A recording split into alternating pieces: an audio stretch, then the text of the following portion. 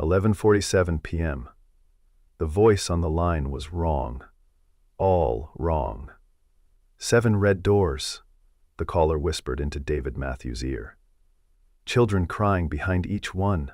David's hand froze over his laptop keyboard. 3 years of safe online therapy sessions, and this anonymous client just described the signature of a serial killer. "Tell me about these doors," David said, reaching for a phone he'd sworn never to touch again. His old FBI instincts screamed one terrifying truth. This wasn't a dream. This was a hunting list. David closed his laptop with the kind of careful precision that came from 3 years of pretending his hands didn't shake anymore. The modest 2-bedroom apartment felt smaller in the darkness, shadows stretching across walls lined with Emma's crayon drawings and participation ribbons from school science fairs. He moved through the routine that had kept them both alive this long, checking locks, drawing curtains, setting the security system he'd installed himself. The coffee mug on the kitchen counter still held the faint outline of lipstick from 3 years ago, a ghost he couldn't bring himself to wash away. Emma's door stood slightly ajar, the way she liked it since the nightmares started. 8 years old and already carrying weight no child should bear, she slept clutching a stuffed elephant that had belonged to her mother. David paused in the doorway, watching the rise and fall of her breathing, counting each one like a prayer. His phone buzzed against his hip, a text from the local precinct. Another missing child case, the 3rd this month. He deleted it without reading the details.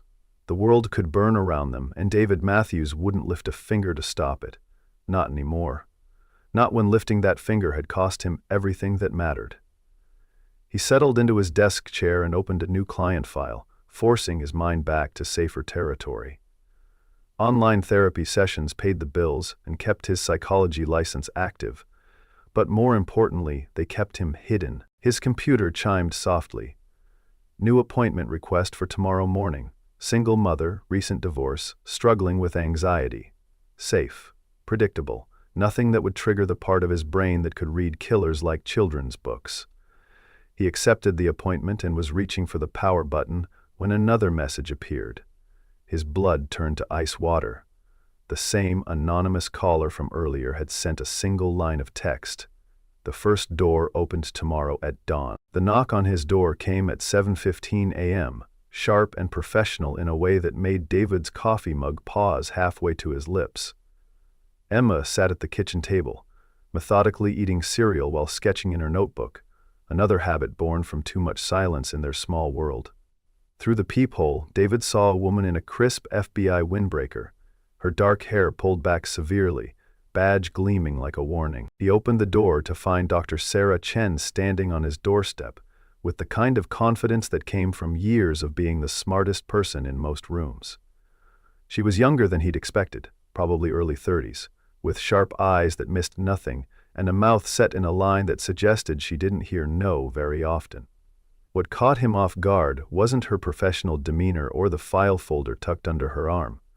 It was the flicker of something personal in her expression when their eyes met. "Dr. Matthews," she said, and there was a slight hesitation before his name, as if she'd practiced saying it.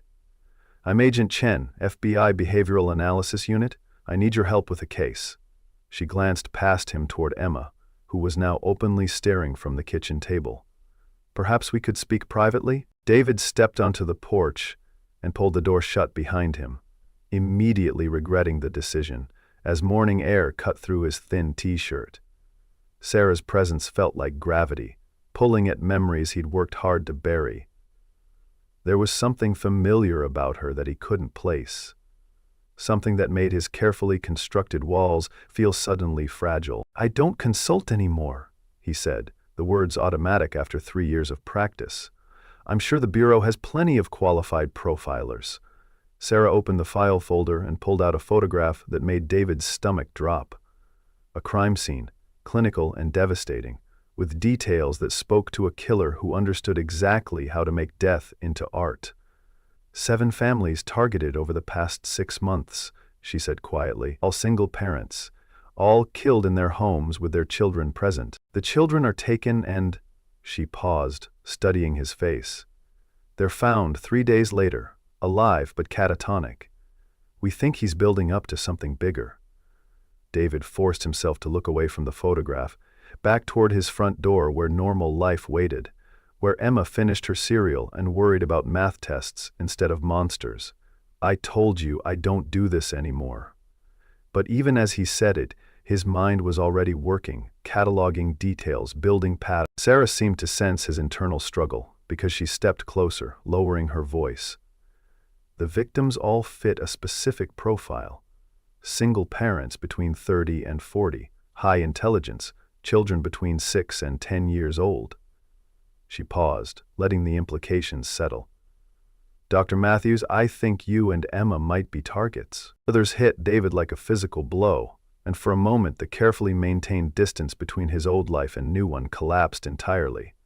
3 years of routine, of safety, of believing he could keep them invisible, all of it crumbled with 5 simple words.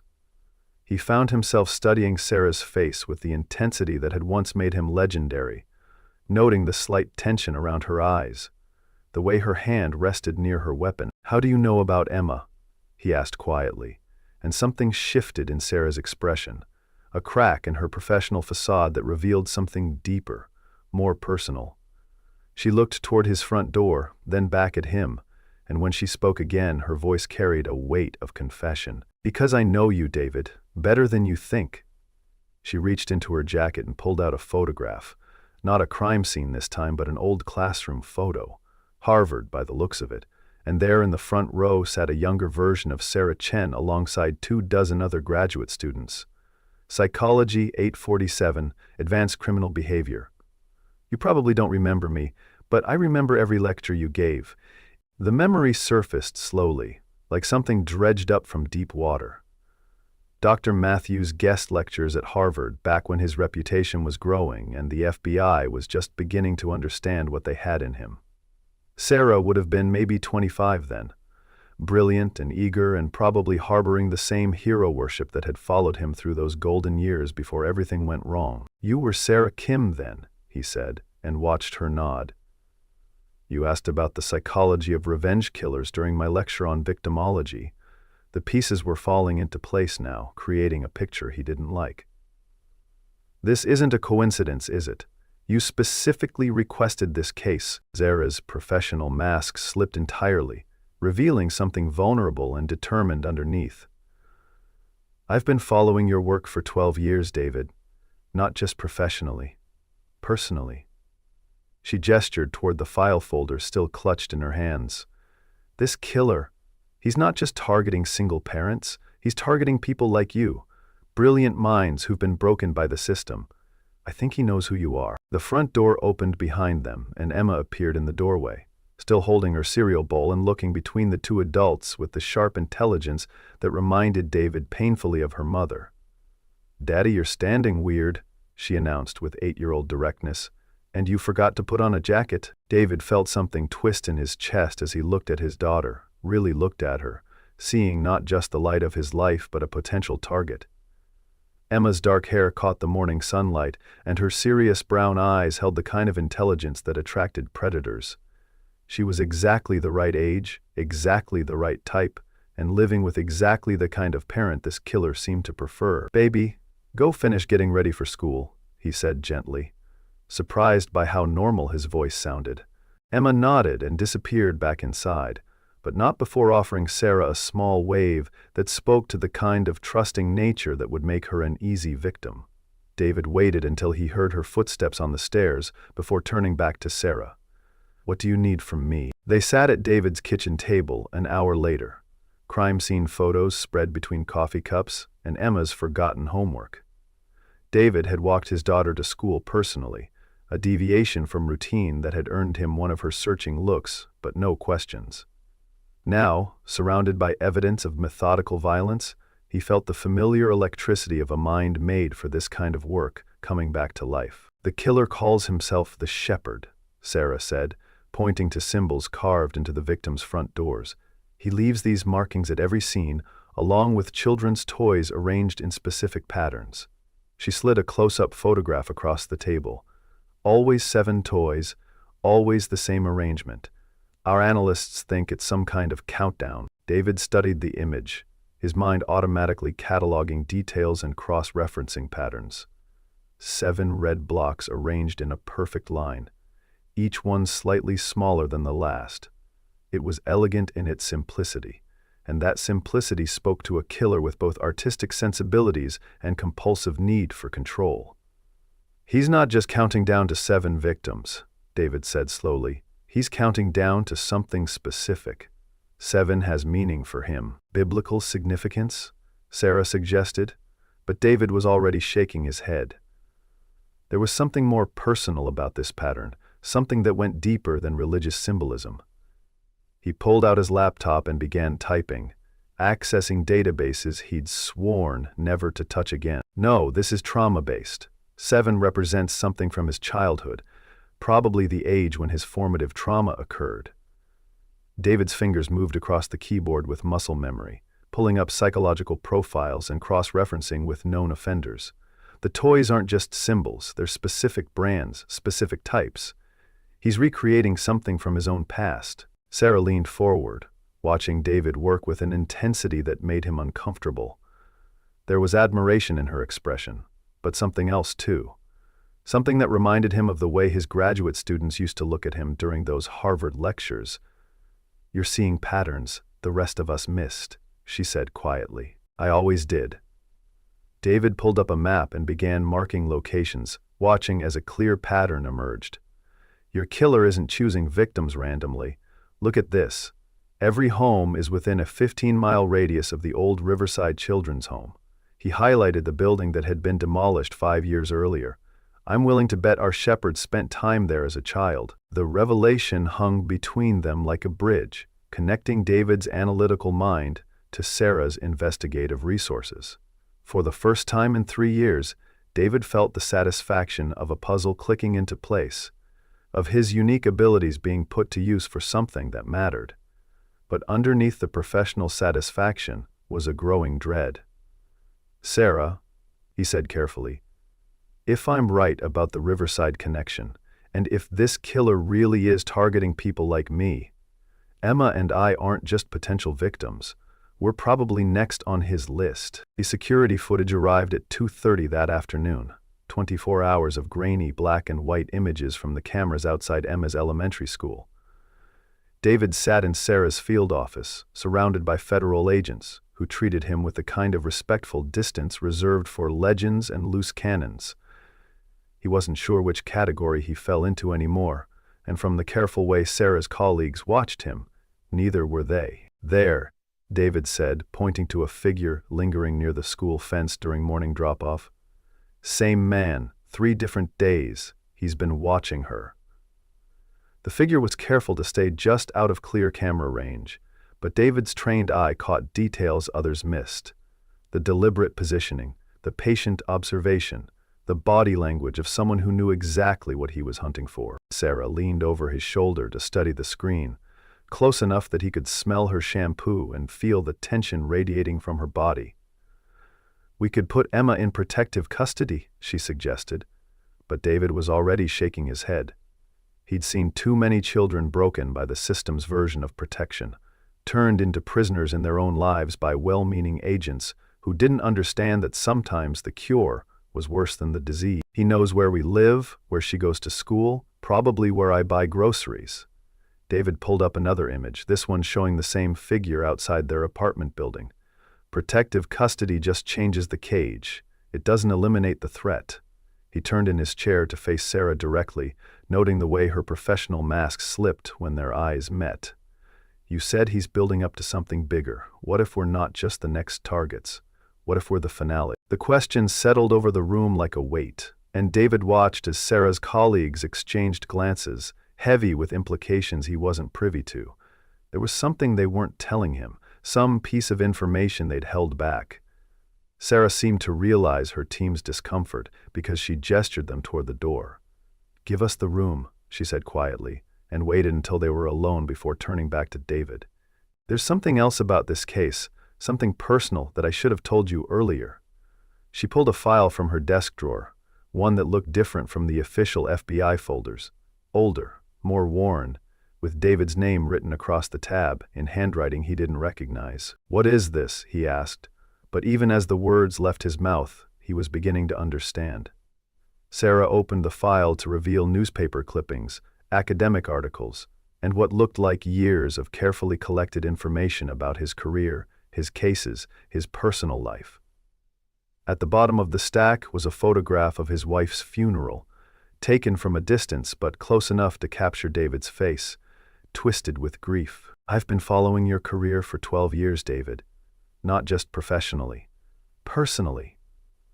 Sarah's voice was barely above a whisper. "I was there that day at Harvard when you talked about using pain as a tool for understanding killers. You said, the best profilers were the ones who'd learned to transform their own trauma into insight." She touched the edge of the funeral photograph. "When I heard about Kate, about what happened to her, I knew you'd disappear.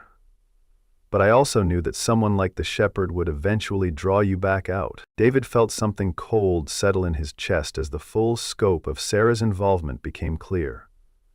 "You didn't just request this case, you've been waiting for it." He stood up from the chair, needing distance, needing space to think. "How long have you known about the shepherd? How long have you been planning this?" "David, please." Sarah reached for him, but he stepped back, his mind racing through implications and connections he should have seen earlier. "It's not what you think. I didn't create this situation, but when the case came up, when I saw the pattern, I knew you were the only one who could stop him. And if I refused? If I'd kept my door closed and my life private?"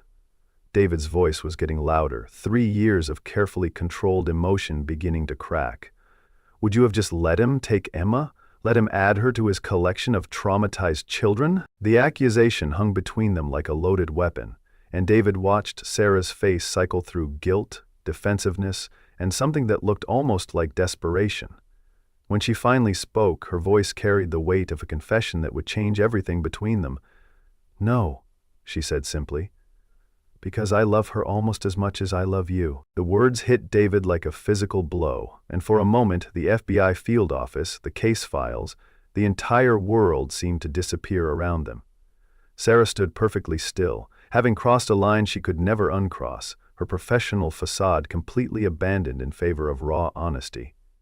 David found himself studying her face the way he used to study crime scenes, looking for truth in the details, trying to understand how he'd missed something so fundamental. "You don't even know me," he said quietly, but even as the words left his mouth, he knew they weren't true.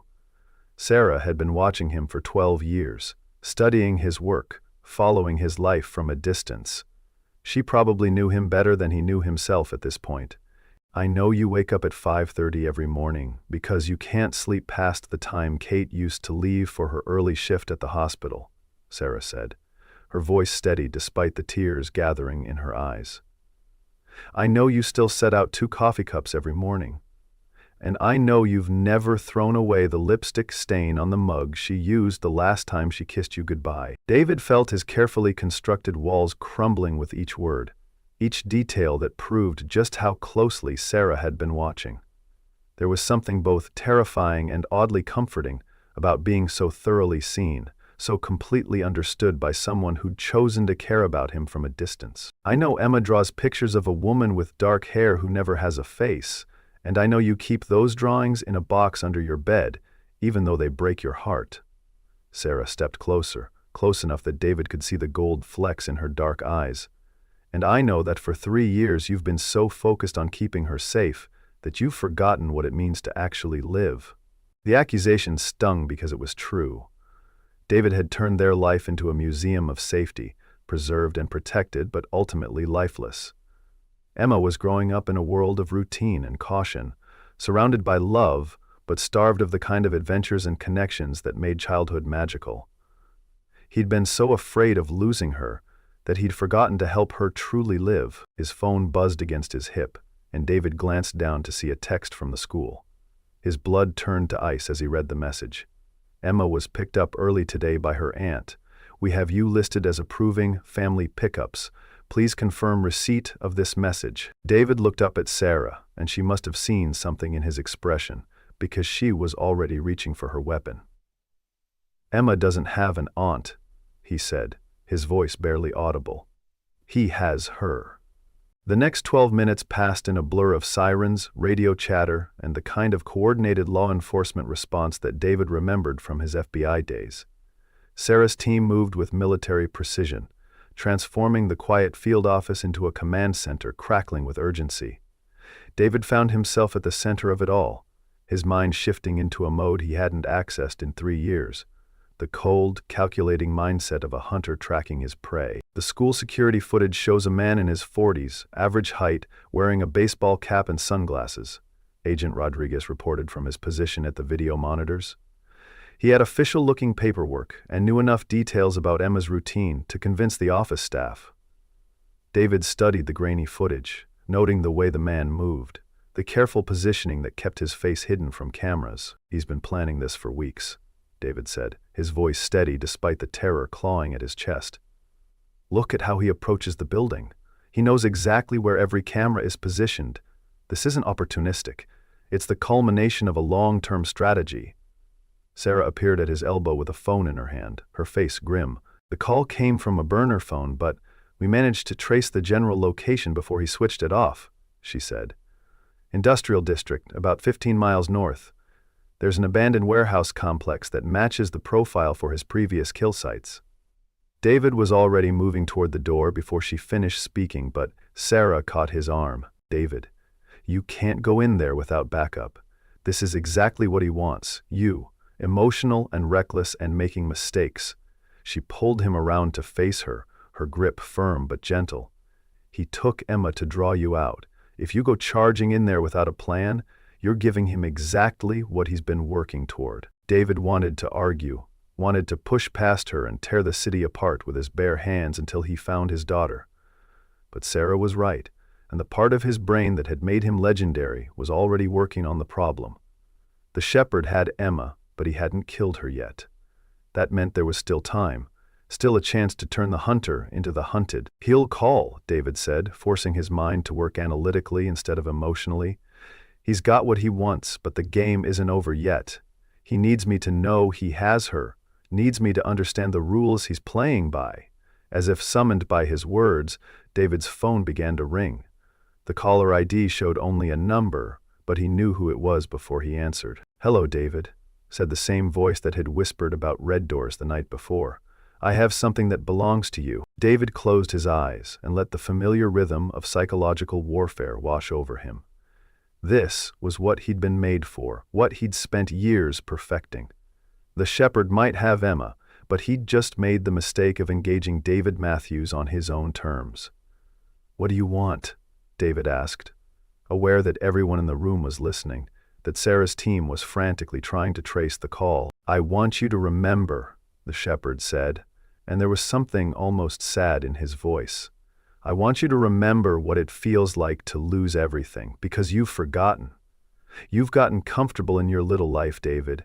You've forgotten what you're capable of." The words triggered something deep in David's memory, something familiar about the cadence and tone. This wasn't just any killer who'd researched his background. This was someone who knew him personally. Someone who'd been close enough to understand not just his professional methods, but his personal vulnerability. "Marcus," David said quietly, and the sharp intake of breath on the other end of the line confirmed his suspicion. "Marcus Reed. I should have known." The name hit the room like a physical force, and David watched as Sarah's team erupted into motion, pulling files and cross-referencing databases with the desperate energy of people who'd just been handed the key to a puzzle they'd been working for months. But David barely noticed their activity, his mind racing through memories of his former colleague and friend, trying to understand how Marcus Reed had transformed from FBI profiler into serial killer. "You do remember," Marcus said, and there was genuine pleasure in his voice. "I wondered if you would. It's been so long since we worked together, since you abandoned all of us for your quiet little life." David could hear something in the background of the call, a child's voice, Emma's voice, though he couldn't make out the words. She was alive, and that was all that mattered right now. "Marcus, this isn't about me," David said, gesturing frantically for Sarah's team to keep tracing the call. Emma is innocent. She's just a little girl who's been through enough trauma already. He forced his voice to remain calm, professional, even as every instinct screamed at him to demand his daughter's immediate release. Trauma builds character, David. You taught me that. Marcus's voice carried a bitter edge that spoke to years of resentment and careful planning. Do you remember what you used to say about the best profilers, about how we needed to understand pain to truly understand killers? David did remember, and the memory made his stomach turn. He'd been so arrogant in those early years, so convinced that intellectual understanding could substitute for human empathy. I was wrong about that, David said quietly. Pain doesn't make us better at our jobs, it just makes us better at hiding from ourselves. He could hear Marcus breathing on the other end of the line, processing this admission. Whatever happened to you, whatever broke you, using Emma won't fix it. You're wrong, Marcus replied, and now his voice carried the kind of certainty that meant he was too far gone for reason. Emma is perfect. She's exactly the right age, exactly the right type. When I'm finished with her, she'll understand things that other children can't even imagine. She'll be special, like the others. David felt something cold and deadly settle in his chest as the full scope of Marcus's plan became clear.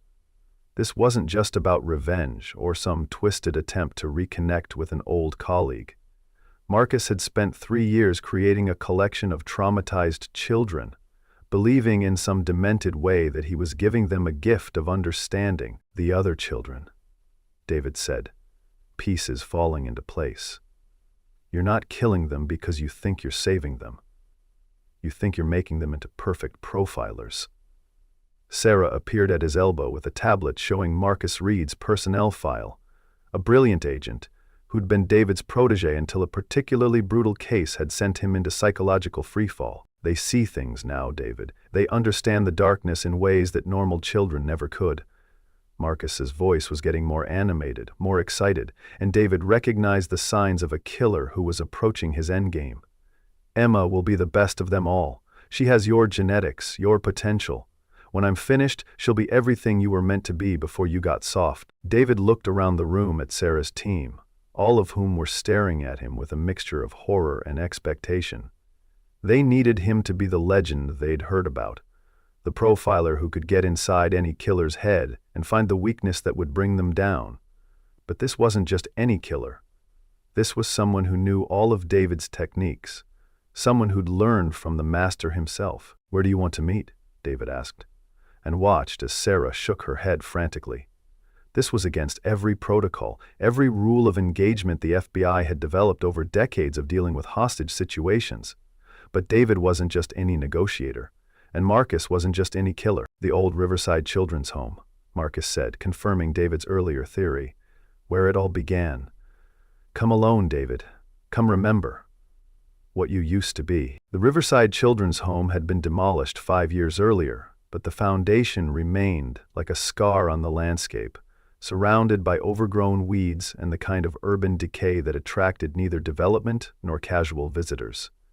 David sat in his car at the edge of the property, studying the ruins through binoculars, while Sarah's voice crackled through his earpiece. We have tactical teams positioned at every exit point, she said, though David could hear the tension in her voice. But he's had hours to prepare, and he knows this location better than we do. David lowered the binoculars and checked his weapon, a Glock 17 that felt both foreign and familiar in his hands. 3 years away from field work, but muscle memory was a powerful thing. Marcus spent 6 months here when he was 7 years old, David said, accessing the personnel file he'd memorized on the drive over. His parents were killed in a car accident, and he had no other family.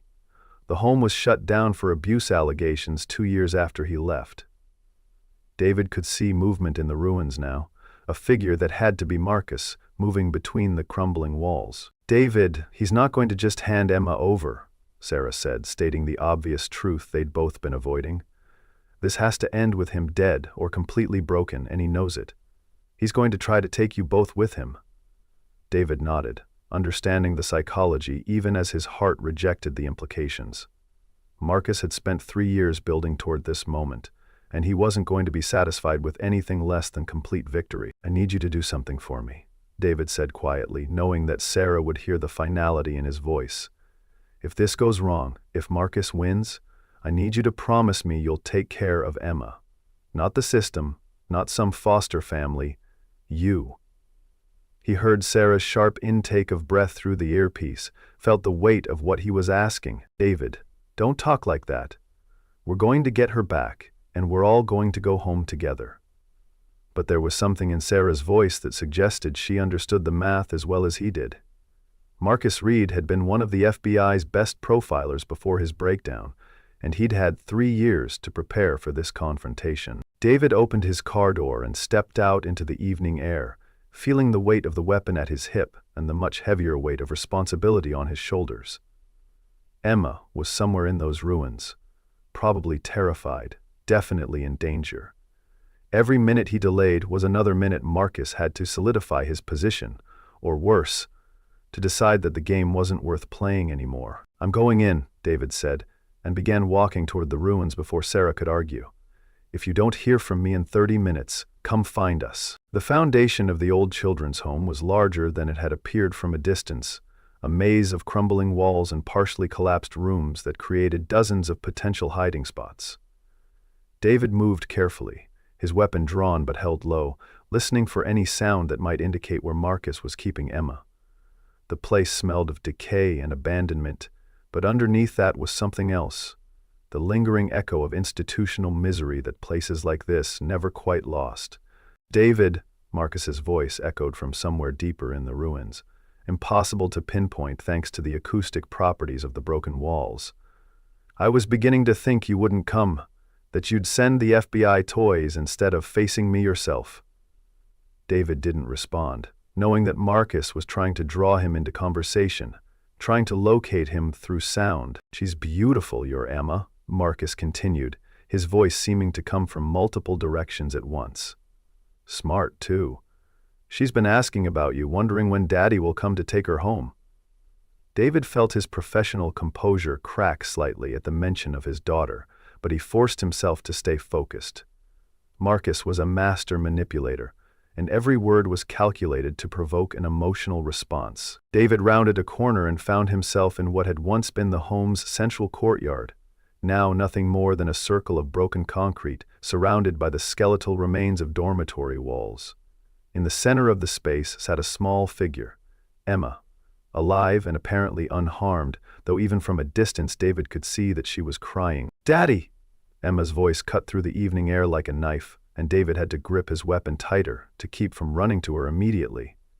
Because this was too easy, too obvious. Marcus Reed didn't make mistakes, and he certainly wouldn't leave his primary bargaining chip unguarded in an open space. "It's a trap," Sarah's voice crackled through his earpiece, confirming what David already knew.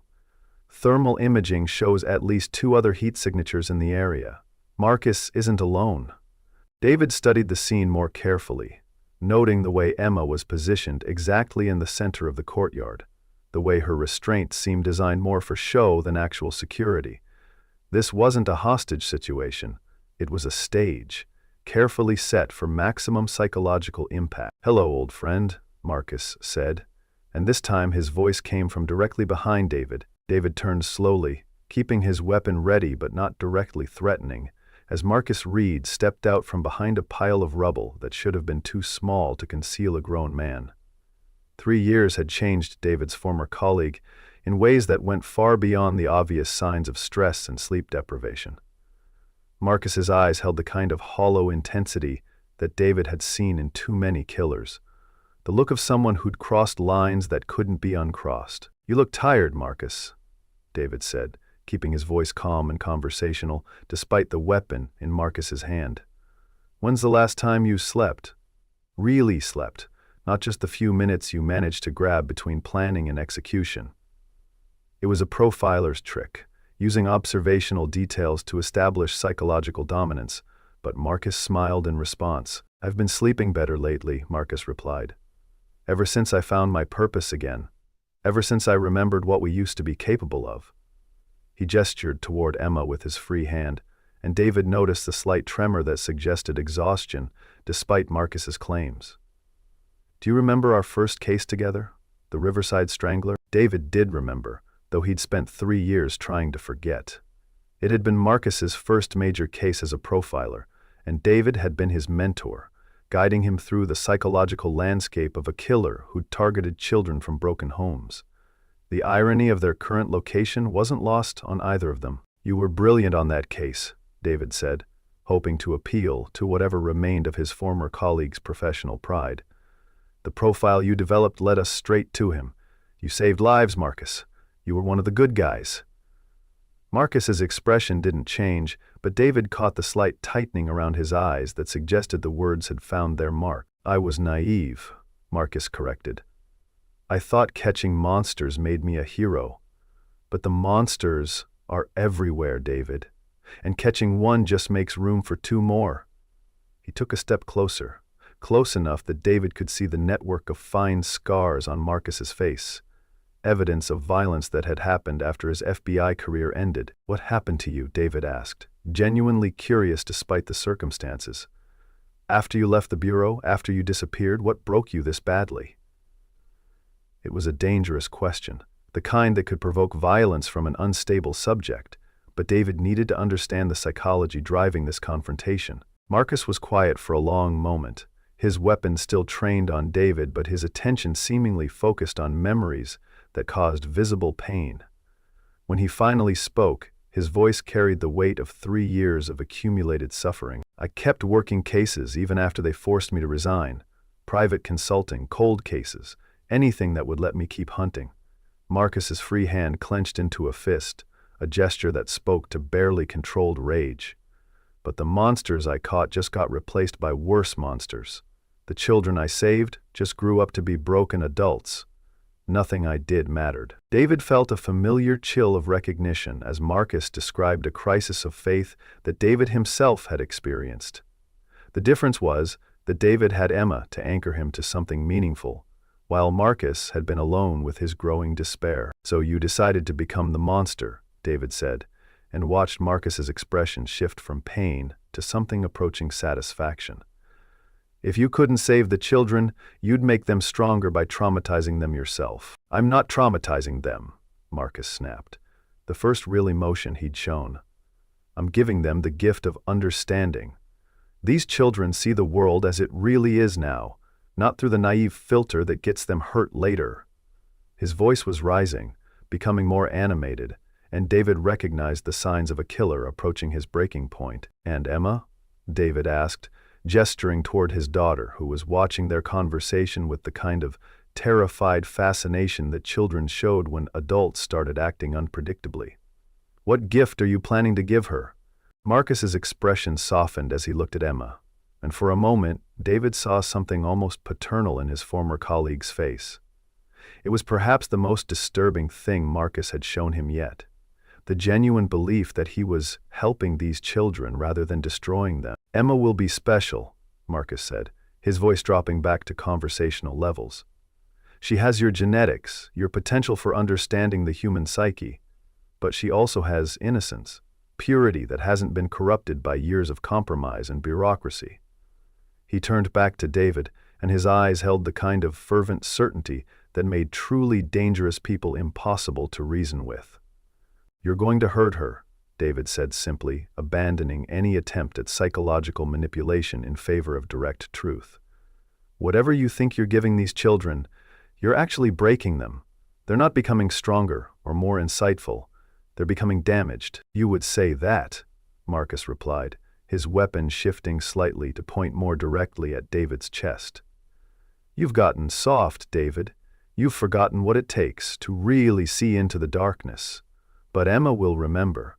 She'll carry the lessons I teach her for the rest of her life." David heard the sound of movement from somewhere behind him, Sarah's tactical team getting into position for an assault that would probably get everyone killed. Marcus heard it too, because his grip on his weapon tightened and his eyes began scanning the perimeter of their makeshift arena. "They're not going to let you walk away from this," David said quietly. "Even if you kill me, even if you hurt Emma, you know how this ends. The only question is how many people get destroyed before we reach that ending." Marcus smiled, and it was the saddest expression David had ever seen on another human being's face. "I stopped worrying about walking away a long time ago, David. This was always going to be the last lesson." He raised his weapon, and David knew with crystalline certainty that the conversation was over. But before Marcus could pull the trigger, Emma's voice cut through the tension like a lifeline thrown to a drowning man. "Mr. Marcus," she said, her 8-year-old voice carrying the kind of fearless directness that only children possessed. "My daddy isn't the one who hurt you." Both men turned toward Emma, who was struggling against her restraints with the determined persistence that David recognized from her mother.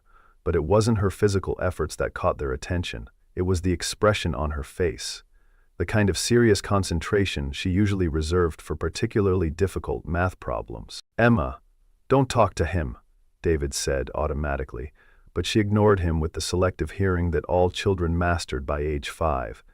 Instead, she fixed Marcus with the kind of steady gaze that made adults uncomfortable, the look of someone seeing more than they were supposed to see. "You're sad," Emma announced, as if this were a scientific observation rather than a psychological insight. "Not angry sad, but lonely sad. Like when I miss Mommy but there's nobody to tell about it." Marcus's weapon wavered slightly, and David saw something flicker across his former colleague's face. Surprise, recognition, maybe even a hint of the man he used to be. "Emma, please stop talking," David said more urgently, aware that children's unpredictability could be as dangerous as it was disarming in situations like this. But Emma was on a roll, having apparently decided that Marcus was simply another adult who needed her help understanding his feelings. "My daddy gets lonely sad sometimes too," she continued, completely ignoring David's protests. "He thinks I don't notice, but I see him looking at Mommy's picture and making that face you're making right now." She paused, tilting her head in the way that meant she was processing something complex. "Are you scared that nobody remembers you're a good person?" The question hit Marcus like a physical blow, and David watched his former colleague's carefully constructed psychological armor crack in real time. For 3 years, Marcus had been building an identity around being a monster, a teacher of hard truths, someone who did necessary but unpleasant work. Emma's simple observation that he might still be fundamentally good was apparently more devastating than any FBI psychological profile. "I'm not a good person anymore," Marcus said, but his voice lacked conviction for the first time since David had arrived. "Good people don't do the things I've done." Emma considered this with the seriousness she brought to all important questions, her small face scrunched in concentration. "My teacher says that good people sometimes do bad things when they're hurt really badly," she replied finally. "She says it doesn't make the bad things okay, but it doesn't make them not good people anymore either." David felt his breath catch as he watched his daughter, armed with nothing but 8 years of wisdom and a complete lack of adult cynicism, accomplished what the FBI's best negotiators probably couldn't have managed. Marcus was crying now, tears streaming down his face as 3 years of carefully suppressed grief finally found an outlet. The weapon in his hand dropped to his side, no longer a threat, but not yet completely abandoned. David could hear Sarah's voice in his earpiece, requesting permission to move in, but he held up a hand to indicate she should wait. "The children I hurt," Marcus said, his voice breaking on the words. "I told myself I was helping them, but I was just making them as broken as I am." Emma nodded solemnly, as if this were exactly the conclusion she'd been guiding him toward. "You can't fix being broken by breaking other people," she said with the kind of moral certainty that only children possessed. "But you can say you're sorry and try to help them get unbroken." She looked between Marcus and David, her expression hopeful.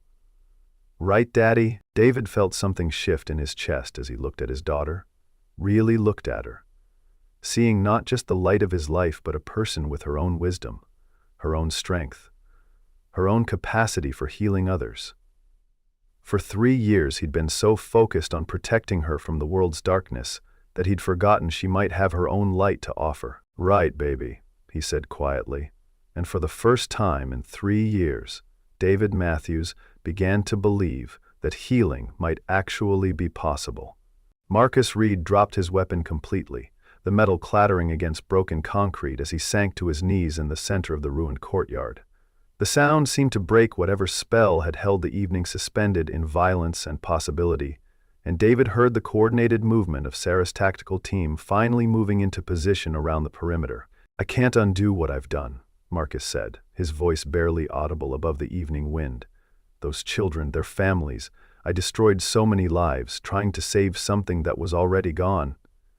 He looked up at David with eyes that held the kind of exhausted clarity that came after years of self-deception finally crumbled. David holstered his weapon and moved toward Emma, who was still struggling with restraints that turned out to be more theatrical than functional. As he freed his daughter, he kept one eye on Marcus, noting the complete collapse of aggressive body language. The way his former colleague had folded in on himself, like a building whose foundation had finally given way. "The families deserve justice," David said, as he gathered Emma into his arms, feeling the solid warmth of her small body against his chest. "But maybe they also deserve to know that the man who hurt them remembered how to be sorry."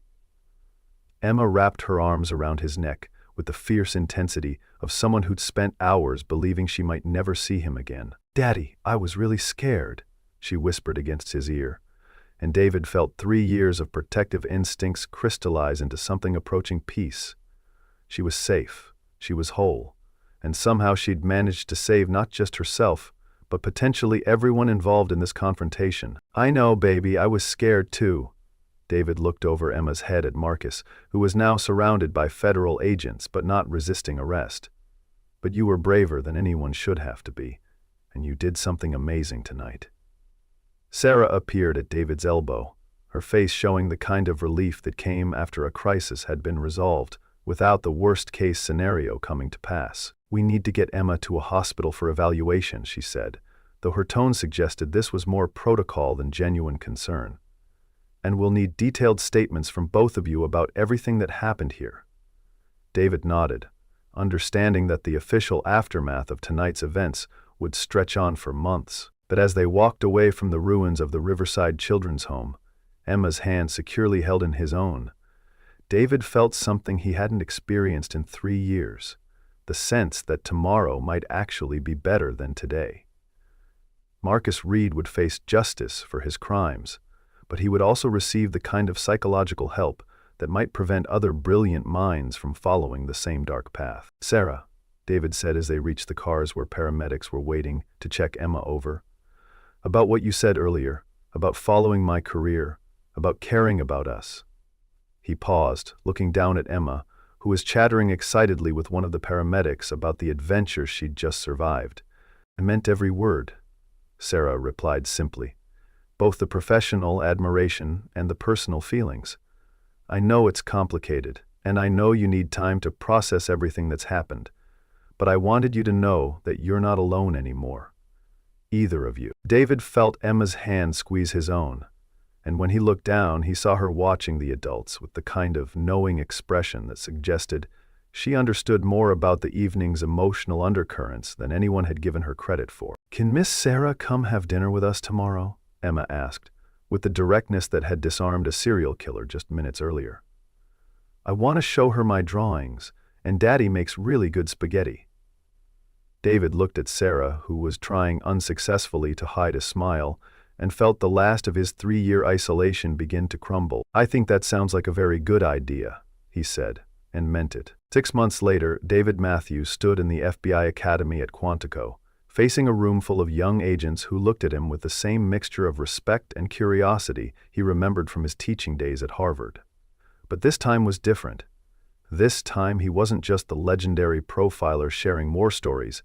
He was a man who'd lost everything, found it again, and learned something valuable in the process. "The most dangerous assumption we can make as profilers," he said, clicking to a slide that showed Marcus Reed's booking photo, "is that understanding monsters makes us immune to becoming them ourselves." The room was silent, hanging on every word. These young agents had all heard the story of the Shepard case, but hearing it from David himself carried a weight that no textbook could match. Marcus Reed was one of the best profilers the Bureau ever produced. His psychological insights saved dozens of lives over the course of his career. But when his personal trauma became overwhelming, when he lost faith in the system he'd devoted his life to serving, he made a choice that transformed him from hero to villain. David paused, letting the implications settle over his audience. The lesson isn't that we should stop trying to understand killers, or that psychological insight is dangerous. The lesson is that we need support systems, connections to something larger than ourselves, people who can remind us who we are when the darkness threatens to swallow us whole. He clicked to the next slide, which showed a photograph of Emma's latest drawing, a picture of 3 people holding hands in front of a house, all of them smiling. "My daughter taught me something that night that I'd forgotten during years of hunting monsters," David continued. "She taught me that healing is possible, that redemption is real, and that sometimes the most profound insights come not from analyzing criminal behavior, but from remembering what it means to be human." The agents were taking notes, but David could see that some of them were really listening, really understanding. After the lecture, David found Sarah waiting for him in the hallway, looking professional in her FBI windbreaker, but smiling with the warmth he'd grown to associate with home. They'd been taking things slowly, building a relationship on the foundation of shared purpose and genuine affection, rather than crisis and adrenaline. "How did it go?" she asked, falling into step beside him as they walked toward the parking lot where Emma was waiting in the car, probably reading a book that was several grade levels above her age range. "Good," David said, surprised by how natural teaching felt again, how satisfying it was to share knowledge that might help other agents avoid Marcus's fate.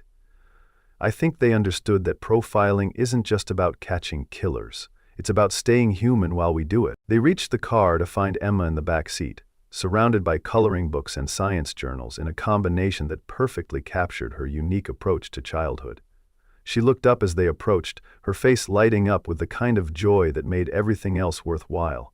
"How was school?" David asked, settling into the driver's seat while Sarah claimed shotgun with the ease of someone who belonged there. "Good," Emma replied, then paused with the dramatic timing she'd inherited from her mother. "I told my class about how sometimes people do bad things because they're hurt, and Mrs. Peterson said I should write a story about it for the school magazine."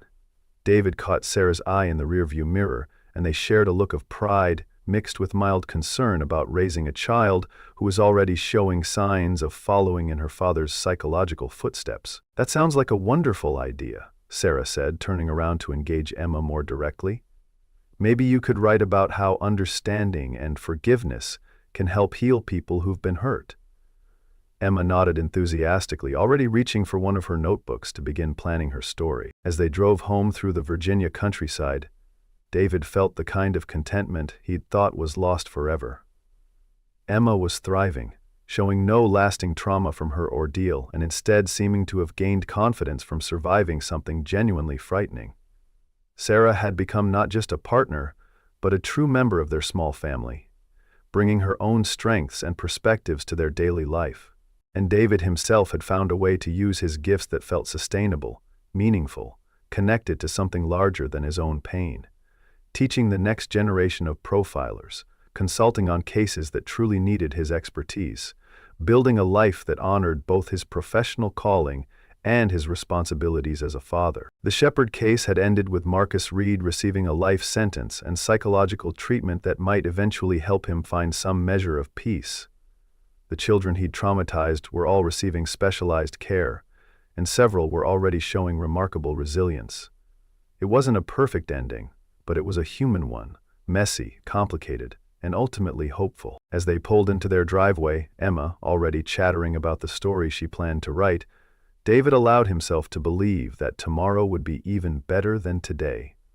Because sometimes, when you stopped running from the darkness and started learning to carry your own light, healing became not just possible but inevitable. And in the end, that was the most important lesson of all.